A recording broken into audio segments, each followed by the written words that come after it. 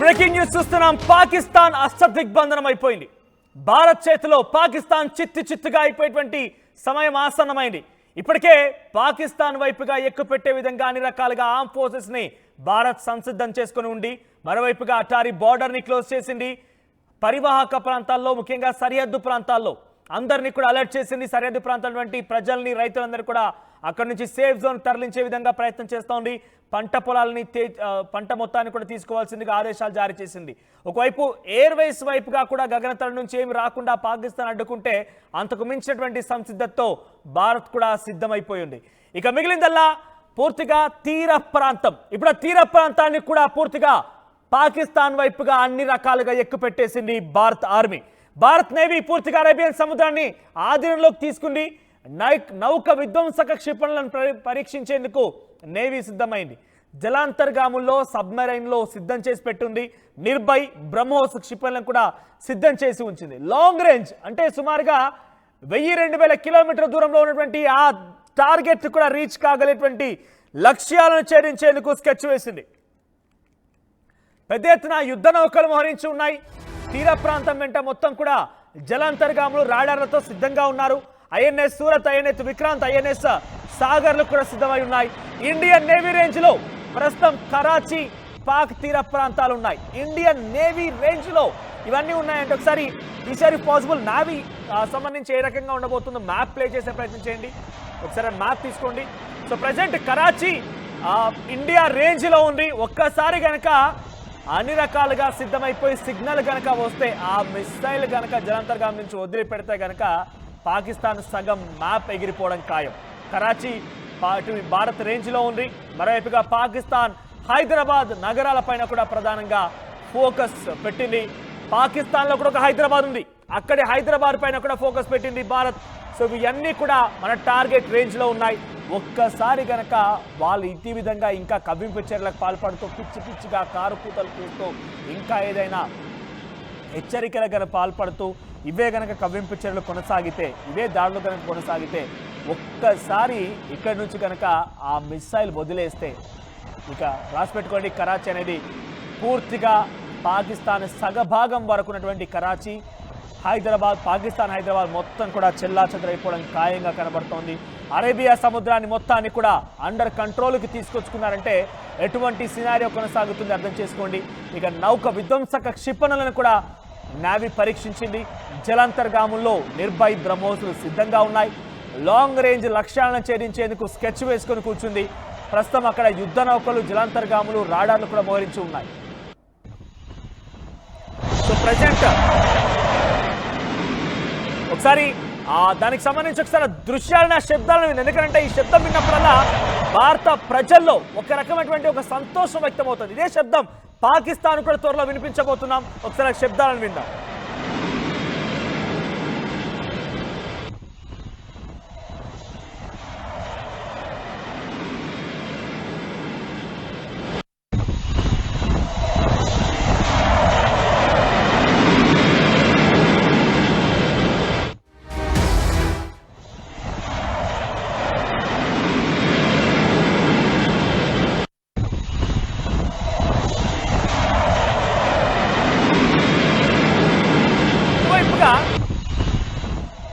అటువైపుగా అన్ని రకాలుగా భారత్ కూడా సంసిద్ధంగా ఉంది.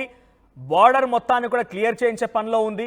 ఎయిర్వేస్ ద్వారా ఎటువంటి అవకాశం లేనే లేదు. ఒకవేళ వచ్చినా కూడా దాన్ని డిస్పోజ్ చేయడానికి, దాన్ని డిస్మాంటిల్ చేయడానికి భారత్ దగ్గర అన్ని రకాల సంసిద్ధంగా ఉన్నాయి. ఇక నావిక ద్వారాల ద్వారా కూడా, నేవీ ద్వారా కూడా అన్ని రకాలుగా సంసిద్ధం చేసి పెట్టుంది. లాంగ్ రేంజ్ని సైతం టార్గెట్ చేస్తున్నట్టుగానే ఇప్పుడు అనేక రకాలుగా క్షిపణులను కూడా పరీక్షించినట్టు తెలుస్తోంది. ఎలా ఉండబోతోంది? అన్ని రకాలుగా అష్టదిగ్బంధనం అయిపోయింది పాకిస్తాన్ అనేది. నెక్స్ట్ టార్గెట్ ఏంటి, ఎలా ఉండబోతోంది, అప్డేట్స్ ఏంటి? మనోజ్, ఇప్పటికే ఐఎన్ఎస్ విక్రాంత్ అక్కడ లాంచ్ అక్కడ ఎప్పుడైతే ప్లేస్మెంట్ చేస్తామో ఇప్పటికే పాకిస్తాన్ కి వెనులో వణుకు మొదలైంది. ఎందుకంటే కనుక రిమెంబర్ ఇదే అంశానికి సంబంధించి, ఎందుకంటే అక్కడ వెజల్స్ వచ్చే సిస్టమ్ ఎక్కడి నుంచి, ఎర్ర సముద్రం నుంచి మనకి వెజల్స్ కావచ్చు, లేకపోతే వాణిజ్యం జరుగుతూ ఉంటుంది. మరీ ముఖ్యంగా పాకిస్తాన్ కి ఫ్యూయల్ కావచ్చు, లేకపోతే ఏవైనా సరఫరా కావచ్చు, రవాణా కావచ్చు జరగాలంటే కనుక అరేబియా సముద్రం మాత్రమే వాళ్ళకి దిక్కుంది. దానికి మినహా వాళ్ళకి పెద్ద ఆప్షన్ ఏం కనిపించట్లేదు. సో అక్కడ వాళ్ళ మీద మనం మిసైల్స్ అనవసరంగా ఖర్చు చేయాల్సిన అవసరం కూడా లేదు. ఈ మాట నేను ఎందుకు అంటున్నానంటే కనుక జస్ట్ విక్రమ్ అక్కడ అడ్డు పెడితే చాలు, వెషల్స్ వెళ్ళి ఈ వాళ్ళకి మరి ముఖ్యంగా అరేబియా సముద్రం గుండా పాకిస్తాన్ లోకి కనీసం ఒక చుక్క పెట్రోల్ కావచ్చు, డీజిల్ కావచ్చు, ఏది వెళ్ళదు. సో ఆటోమేటిక్ గా ఆగిపోతుంది. ఇప్పుడు విక్రమ్ ని పెట్టినప్పుడే భయపడిపోతోంది, విక్రాంత్ ని పెట్టిన సందర్భంలోనే భయపడిపోతోంది. అలాంటిది ఇంకా విషయాలు మనకు అక్కడ వెళ్తున్న పరిస్థితి. ఈ రోజు మనం కొద్దిసేపు మీరు అన్నట్టుగా ఇక్కడ క్షిపణి ప్రయోగాలు కావచ్చు, వీటన్నిటిని చూసుకుంటే, ఎందుకంటే ఎటువంటి సిచ్యువేషన్ కైనా మేము సిద్ధంగా ఉన్నామంటూ 2 రోజుల క్రితమే చెప్పుకొచ్చింది. అరేబియా సముద్రంలో నౌకరును విధ్వంసం సృష్టించడానికి ఒకవేళ అటు వస్తే కనుక, ఎందుకంటే వాళ్ళకి ఏమైనా సపోర్ట్ గా రావాల్సి వస్తే ఇటు నుంచే రావాలి. మనం చదరంగం ఆడినప్పుడు చూస్తూ ఉంటాం, రాజు అడుగులు వేశాడు. ఎందుకు రాజు ఒక అడుగు ఇటు, ఒక అడుగు అటు, ఒక అడుగు ముందుకు, ఒక అడుగు వెనక్కి వేయగలడు. కానీ రాజుకి ఎక్కడా కదలకుండా అవకాశం కల్పించాలంటే పూర్తిగా ముందు అష్టదిగ్బంధనం చేయాలి. ఆ తర్వాత మాత్రమే రాజు చెక్ పెట్టగలం. లేకపోతే రాజు ఎక్కడైనా కదలగలిగే ఛాన్స్ ఉంటే కనుక తప్పించుకునే అవకాశం ఉంటుంది, మిగిలిన సైన్యం వస్తూ ఉంటుంది. సో చదరంగంలో ఎటువంటి పావన్ అయితే కలుపుతూ ఉంటారో భారత్ కూడా ప్రస్తుతం అటువంటి అడుగులు మాత్రమే వేస్తోంది. అందులో భాగంగానే అరేబియా సముద్రాన్ని పూర్తిగా దిగ్బంధనం చేస్తోంది. ఎప్పుడైతే పహల్గామ్ లో ఘటన జరిగిందో అక్కడి నుంచి అరేబియా సముద్రం మీద కాన్సన్ట్రేషన్ చేస్తుంది. కానీ రిమెంబర్, ఇంతవరకు ఒక అటాక్ కూడా చేయలేదు. ఎందుకంటే ఇండైరెక్ట్ గా చెప్తోంది అండ్ డైరెక్ట్ గా వేరే ప్లాన్ తో వెళ్తాం. వాటి గురించి మనం మాట్లాడుకుంటే కాస్త మన ప్లాన్స్ రివీల్ అయ్యే అవకాశం ఉంటుంది. కాబట్టి ఇక్కడ నేను వాటి గురించి ప్రస్తావించాలనుకోవట్లేదు. బట్ ఈ రోజు క్షిపణి ప్రయోగానికి సంబంధించి మాట్లాడుకున్న సందర్భంలో ఈ క్షిపణి ప్రయోగాలకు సంబంధించి మాట్లాడుకున్న సందర్భంలో ఒక హింట్ ఏమంటే, ఎటువంటి దాడికైనా మేము సిద్ధం. అట్ ద సేమ్ టైం 2 రోజుల నుంచి వాళ్ళ పిచ్చి ప్రలాపన వినిపిస్తోంది. ఏమని, నాకు దగ్గర న్యూక్లియర్ వెపన్స్ ఉన్నాయి, న్యూక్లియర్ ని ఫెయిల్ చేస్తామంటూ. నాకు కూడా ఇదే అనుమానం కలిగింది. ఇదే అనుమానం నేపథ్యంలో ఒకసారి ఎక్స్పర్ట్స్ కూడా మాట్లాడే ప్రయత్నం చేశాను. రైట్, న్యూక్లియర్ అటాక్ కనుక పాకిస్తాన్ తెగిస్తే మనం తట్టుకోగలమా అంటే ఎస్, మన దగ్గర ఆ సిస్టమ్ ఉంది. ఎలా అంటే యాంటీ మిసైల్ సిస్టమ్, వాటిని గాల్లోనే పేల్చేయగల ఇంటర్సెప్టర్ సిస్టమ్ మన దగ్గర ఉంది. వాటిని ప్రెసెంట్ అక్కడ యాక్టివేట్ చేయడం జరుగుతోంది. ఈ నేపథ్యంలో ఒక్కొక్కటిగా అటువైపుగా కదులుతున్నాయి. ఈ రోజు రాడార్ల నుంచి తప్పించుకోవడానికి నీటి మీద అతి తక్కువ ఎత్తులో వచ్చే డ్రోన్లు కావచ్చు, క్షిపణులు కావచ్చు, వాటిని సీ స్కిమ్మింగ్ టార్గెట్స్ గా చెప్తూ ఉంటారు. వాటికి సంబంధించి కూడా ప్రెసెంట్ కాన్సన్ట్రేషన్ చేయడం జరుగుతోంది. దాంతో పాటు జరుగుతున్న పరిణామాల నేపథ్యంలో యాంటీ షిప్ మిజైల్స్ ని ఈ రోజు ప్రయోగించింది భారత్. అంటే మిజైల్స్ కి సంబంధించి ఏ రకంగా వచ్చినా, ఎలా వచ్చినా మనం తట్టుకోవాలి, అట్ ద సేమ్ టైం మనం ప్రయోగించాలి వెంటనే. సో ఈ రెండింటి విషయంలో చాలా క్లియర్ కట్ గా ముందుకు వెళుతోంది. ఎందుకంటే ఇక్కడ భూతల మీద చూసుకుంటే ఫస్ట్ ఎయిర్ ఫోర్స్ వెళ్ళి రూట్ ని క్లియర్ చేస్తూ ఉంటుంది, ఆ తర్వాత మన మిలిటరీ ముందుకు వెళ్తూ ఉంటుంది. కానీ ఇక్కడ సముద్రం మీద అటువంటి పరిస్థితులు ఉండవు. సముద్రం మీద మనం ఎలా వెళ్తున్నాం అనేది క్లియర్ కట్ గా తెలిసిపోతూ ఉంటుంది, ఎక్సెప్ట్ సబ్మెరీన్స్ కి సంబంధించి. అంటే అటువంటి నిఘా వ్యవస్థ కూడా అవైలబుల్ గా ఉంది. కాబట్టి ఇక్కడ ఏది చేస్తున్నా అడ్వాన్స్ గా ముందుకు వెళ్ళగలిగితేనే. సో ఆ ఎయిర్ స్పేస్ ని మనం పూర్తిగా అదుపులోకి తీసుకునే సిచ్యువేషన్ అంటే ఆల్రెడీ మనం ఆ ప్రయోగాలు ఉన్నాం. ఇండియన్ నేవీకి సంబంధించి మాట్లాడుతున్న సందర్భంలో మన దగ్గర ఉన్న ఒక్కసారి ఆ ఎక్విప్మెంట్ గురించి పూర్తిగా చెప్పను, బట్ ఆ లింక్స్ ఇచ్చే ప్రయత్నం చేస్తాను. ఎందుకంటే మన దగ్గర ఉన్న ఒక్కొక్కటి గురించి మాట్లాడుకున్న సందర్భంలో ముందుగా ఐఎన్ఎస్ విక్రాంత్ గురించి మనం చెప్పుకోవచ్చు, ఐఎన్ఎస్ చక్ర గురించి మాట్లాడుకోవచ్చు, లేకపోతే ఇలా మాట్లాడుకుంటూ పోతే సబ్మెరైన్స్ కి సంబంధించి మాట్లాడుకుంటే ఐఎన్ఎస్ కల్వరికి సంబంధించి మాట్లాడుకుంటే ఐఎన్ఎస్ శక్తి ఉంది, ఐఎన్ఎస్ నీలగిరి ఉంది, ఐఎన్ఎస్ ఇంఫాల్ సంబంధించి కావచ్చు, ఐఎన్ఎస్ విక్రమాదిత్యకు సంబంధించి అలా ఎన్ని మాట్లాడుకుంటే మన దగ్గర అమ్యునేషన్స్ కావచ్చు, ఆ ఎక్విప్మెంట్ కావచ్చు, ఆ సబ్మెరైన్స్ కావచ్చు, ఎయిర్ క్రాఫ్ట్ కావచ్చు, లేకపోతే వెపన్ సిస్టమ్ కావచ్చు, మన దగ్గర పక్కాగా ఉంది.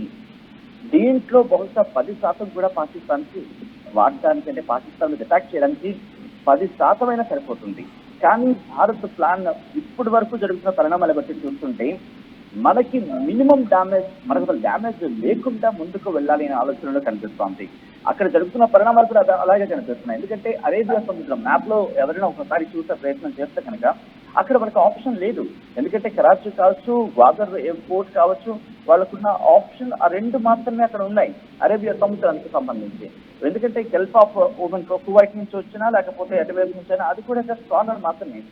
వాళ్ళకి ఏమైనా ఎక్కడి నుంచైనా రావాలనుకుంటే కొన్ని సౌదీ అరేబియా నుంచో, లేకపోతే ఇటు ఈజిప్ట్ నుంచో, లేకపోతే అటువైపు నుంచో ఆ సందులోంచే రావాలి. ఏది గల్ఫ్ ఆఫ్ అదనంగా మాట్లాడుకుని ఎర్ర సముద్రం నుంచి వచ్చే ఆ సూయజ్ కెనాల్ కావచ్చు, ఆ వే ఉంది కదా, అక్కడి నుంచి వచ్చి ఇటు అరేబియా సముద్రంలోకి వచ్చిన తర్వాత మాత్రమే వాళ్ళు ఇక్కడికి చేరుకోవాలి. సో ఇప్పుడు అయిన విక్రమాదిత్యని కావచ్చు, అయిన విక్రాంత్ని కావచ్చు, లేకపోతే అయిన సూరత్ని కావచ్చు, సూరత్ కి సంబంధించి ప్రయోగాలు ఆల్రెడీ జరిగింది. ఇప్పుడు వాటిని మళ్ళీ వేగవంతం చేస్తా ఉంది. సో ఇక్కడ బ్లాకేజ్ సృష్టించగలిగితేనే మనం ముందుకు వెళ్ళగలం అనేది మనకంత క్లియర్ కట్ అడుగులు అయితే ఉన్నాయి. సో దాన్ని పట్టుకుని ముందుకు వెళ్తుంది. అరేబియా సముద్రంలో యాంటీ షిప్ మిసైల్స్ ని ప్రయోగించడం వెనకాల కారణం కూడా ఇదే. ఎందుకంటే ఆ సన్నద్ధత, యుద్ధ సన్నద్ధత అనేది మనకి చాలా విరివిగా వింటూ ఉంటాం ఈ సందర్భంలో. అలాంటిది ఒక నౌక విధ్వంసానికి సంబంధించి అంటే ఎటువంటి పరిస్థితులను ఎదుర్కోవడానికి సిద్ధంగా చెప్పి ప్రకటించడంతో పాటు అరేబియా సముద్రంలో నౌక విధ్వంసక క్షిపణిక చెప్పుకుని ఈ ప్రయోగాన్ని ఇక్కడ అసలు అంటే ఏ రకంగా ఉండబోతోంది, ఇక్కడ నావీ దళాలు ఏ రకంగా అటాక్ చేయబోతుందో కొంచెం వివరించే ప్రయత్నం చేస్తాను. ఇక్కడ ఆర్టీవీ స్క్రీన్ పైన మీకు మ్యాప్ కనబడుతోంది. ఇక్కడ మ్యాప్ లో చూస్తే ఇక్కడ కరాచీ చూడండి, పాకిస్తాన్ లో చాలా దిగువన గ్రీన్ కలర్ లో కనిపించినంత పాకిస్తాన్, దానికి దిగువన కరాచీ ఉంది. అయితే అక్కడి వరకు అరేబియన్ సీ మొత్తాన్ని కూడా నావీ అండర్ కంట్రోల్లోకి తీసుకుందని అంటే అక్కడి నుంచి అరేబియన్ సీ నుంచి ఎటువైపు నుంచి అయినా కరాచీ లాంగ్ రేంజ్ లో టార్గెట్ పెట్టింది. కరాచీని హిట్ చేస్తే సగానికి పైగా పాకిస్తాన్ అవుట్ అయ్యాక ఆ పక్కనే పాకిస్తాన్ హైదరాబాద్ కూడా ఉంటుంది.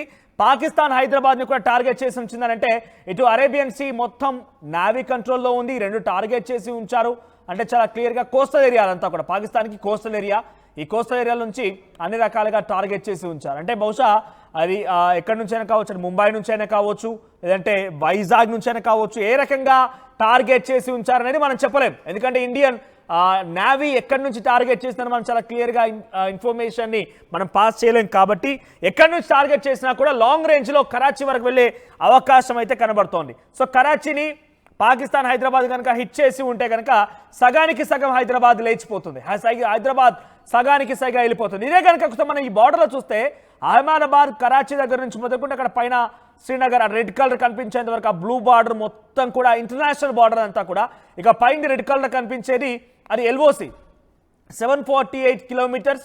ఈ బ్లూ కలర్ బార్డర్ అంటే సుమారుగా 3400 కిలోమీటర్స్. ఇదంతా మొత్తం కూడా పాకిస్తాన్తో షేరింగ్ బార్డర్ అన్నట్టు. సో ఇక్కడ అటారీ బార్డర్ దగ్గర కానివ్వండి, లేకుంటే వాగ్ బార్డర్ శ్రీనగర్, ఆ తర్వాత వివిధ బార్డర్లో మొత్తం అటువంటి అన్నిటినీ కూడా ఈ యొక్క పాకిస్తాన్తో ఇండియా పాక్ షేరింగ్ బార్డర్ మొత్తాన్ని కూడా ఖాళీ చేయిస్తున్నారు.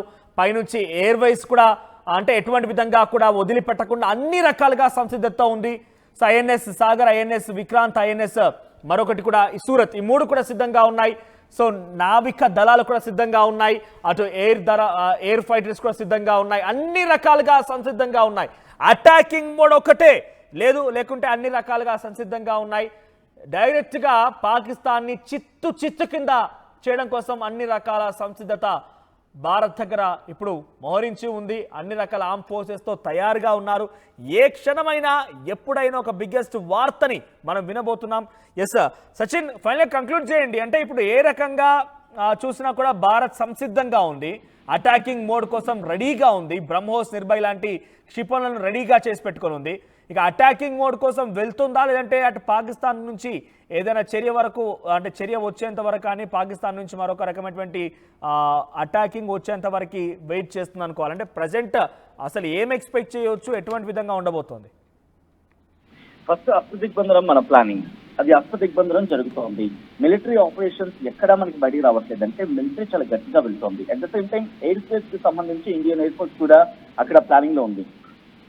కానీ ఇంట్రెస్టింగ్ గా ఇప్పుడు చూసుకుంటే నేవీ చాలా విరివిగా ఈ అంశానికి సంబంధించి తన ప్లానింగ్ ని చెప్పే ప్రయత్నం చేస్తుంది. అంటే ఐఎన్ఎస్ సాగర్ కి సంబంధించి చెప్పే ప్రయత్నం కావచ్చు, లేకపోతే విశ్వాస్ రిలీజ్ కావచ్చు, ఒక ప్లానింగ్ తో ముందుకు వెళుతోంది.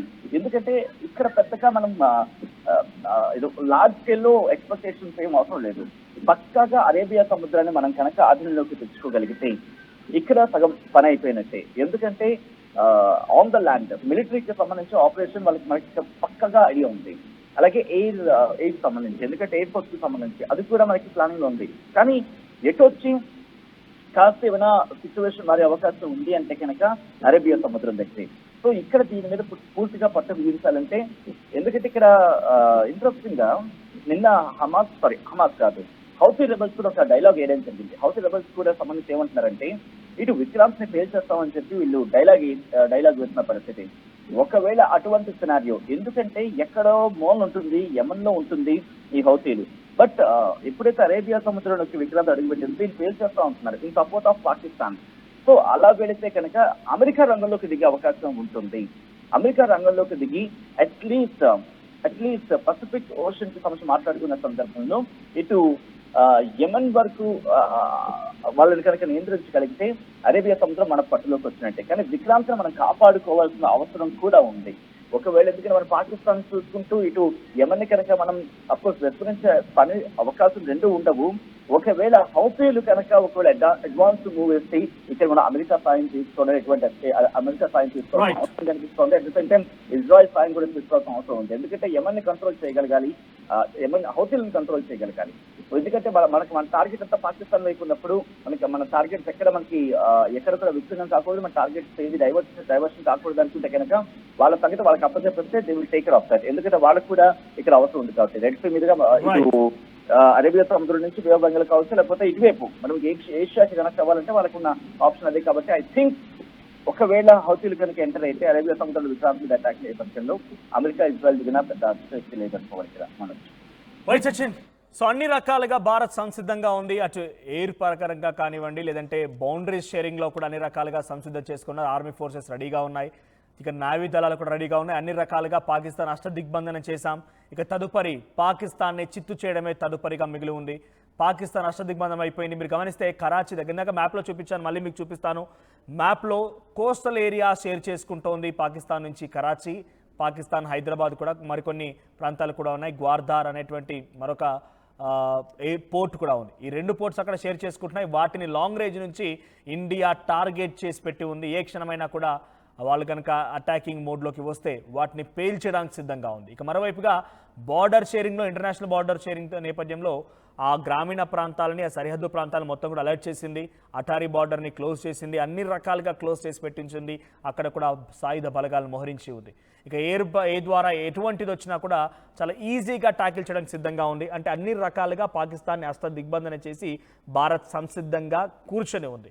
ఒకసారి ఆర్డర్లు వచ్చాయనంటే ఇక పాకిస్తాన్ పైన యుద్ధం మొదలు పెడితే పాకిస్తాన్ తూటాల కింద ఖండాలుగా ఖండించామంటారు చూసారా, ఆ విధంగా పాకిస్తాన్ ఖండాలుగా ఖండించి ఒకప్పుడు పాకిస్తాన్ అనేది ఉండేది అని చెప్పి భవిష్యత్తులో మాట్లాడుకునేటువంటి ఒక మాట కోసం రాబోతోంది. చూద్దాం మరి ఏం జరుగుద్దో.